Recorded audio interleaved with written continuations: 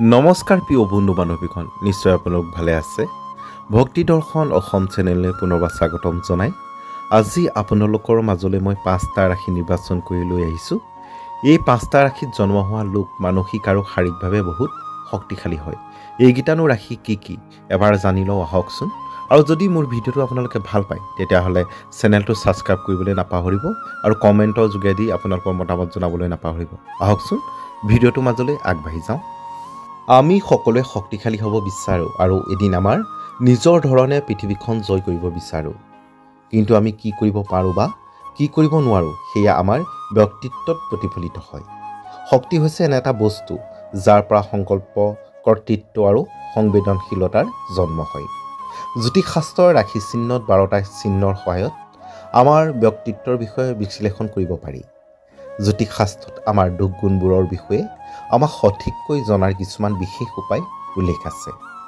আমাৰ মাজৰে বহু লোক জন্মত ৰাশি অনুসৰি মানসিক আৰু শাৰীৰিকভাৱে যথেষ্ট শক্তিশালী হয়। 12টা ৰাশিৰ ভিতৰত বিশেষকৈ এই 5টা ৰাশি মানসিক আৰু শাৰীৰিকভাৱে অধিক শক্তিশালী হয়। প্ৰথম হৈছে সিংহ ৰাশি। সিংহ ৰাশিৰ লোকসকল নেতৃত্ব দিব পৰা গুণৰ অধিকাৰী হৈ জন্মগ্ৰহণ কৰে। এই ৰাশি চিহ্নৰ লোকসকলক নিয়ন্ত্ৰণ কৰিবলৈ কিছু কঠিন। তেওঁলোক হিংসাত্মক হয় আৰু নিজৰ আঙুলিৰ ধাৰত আনক কেনেদৰে নচুৱাব লাগে সেয়া ভালকৈ জানে। এই ৰাশি চিহ্নৰ লোকসকল উপস্থিত বুদ্ধি সম্পন্ন হোৱাৰ বাবে সকলোৰে অতি প্ৰিয় হয়।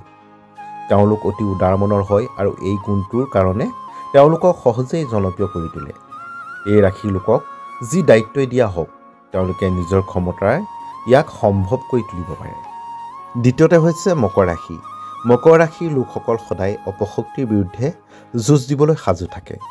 তেওঁলোক কঠোৰ পৰিশ্ৰমী হোৱাৰ লগতে তেওঁলোকৰ কথা বতৰা আনৰ বাবে বহুত প্ৰেৰণাদায়ক হয়। মকৰ ৰাশিৰ লোকসকল কেতিয়াও শাৰীৰিক বা মানসিকভাৱে ভাঙি নপৰে। লক্ষ্য আৰু উচ্চ আকাংক্ষা উপনীত হ'বলৈ তেওঁলোকে সকলো কৰিবলৈ প্ৰস্তুত থাকে। তেওঁলোক বহুত দক্ষও হয়। তৃতীয়তে হৈছে বৃশ্চিক ৰাশি।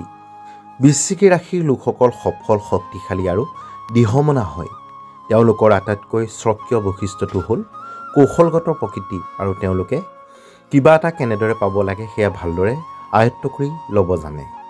সেইকাৰণে তেওঁলোক মানসিকভাৱে বহুত শক্তিশালী হয়। যদি তেওঁলোকে এবাৰ মনত কিবা কৰাৰ সিদ্ধান্ত লয় তেন্তে এই ৰাশিৰ চিহ্নৰ লোকসকলক বাধা দিয়াটো প্ৰায় অসম্ভৱ হয়। চতুৰ্থতে হৈছে বৃষ ৰাশি। এই ৰাশিৰ চিহ্নৰ লোকসকল খুব আৱেগিক হয়। তেওঁলোকে প্ৰেম, মৰম, সান্তনা আৰু আন্তৰিকতাৰ মূল্য বুজি পায় আৰু সেইবোৰ পাবলৈ সদায় যুঁজ দিবলৈ সাজু থাকে। এনে যুঁজত যি তেওঁলোকৰ বাটত বাধা দিয়ে বা যি আহে তেওঁলোকক যোগ্য প্ৰতিদ্বন্দ্বী হিচাপে গ্ৰহণ কৰে। তেওঁলোক সদায় প্ৰিয়জন বা কাষৰ মানুহৰ সহায়ৰ বাবে সদায় প্ৰস্তুত থাকে। তেওঁলোক মৰম আকলোৱাৰ প্ৰকৃতিৰ হয়। পঞ্চম তথা শেষ ৰাশিটো হৈছে মেষ ৰাশি। মেষ ৰাশিৰ লোকসকল সৃষ্টিশীল, কৰ্ম উদ্যমী হয়। যেতিয়া তেওঁলোকে কিবা এটা বিষয়ত আগ্ৰহী হয় তেওঁলোকে বুজিব লাগিব যে এইটো ব্যৱসায়। তেওঁলোক তেওঁলোকৰ নিজৰ ধৰণে শক্তিশালী। তেওঁলোকে সঠিকভাৱে জানে কি কৰিব লাগে বা সকলোৰে ওচৰত নিজক আটাইতকৈ গুৰুত্বপূৰ্ণ ব্যক্তি হিচাপে কেনেকৈ প্ৰতিষ্ঠা কৰিব পাৰি। এই ৰাশিৰ লোকসকলৰ ভিতৰত জীৱন যুঁজত প্ৰকৃত বিজয় হোৱাৰ ক্ষমতা থাকে। নমস্কাৰ প্ৰিয় বন্ধু বান্ধৱীসকল, আজি আপোনালোকে মোৰ ভিডিঅ'টো চাই কেনেকুৱা পালে কমেণ্টৰ যোগেদি জনাবলৈ নাপাহৰিব। এনেকুৱা নতুন ভিডিঅ' আকৌ আপোনালোকৰ মাজলৈ লৈ অনাৰ প্ৰতিশ্ৰুতিৰে আজি আপোনালোকৰ পৰা মই বিদায় লৈছোঁ। ধন্যবাদ।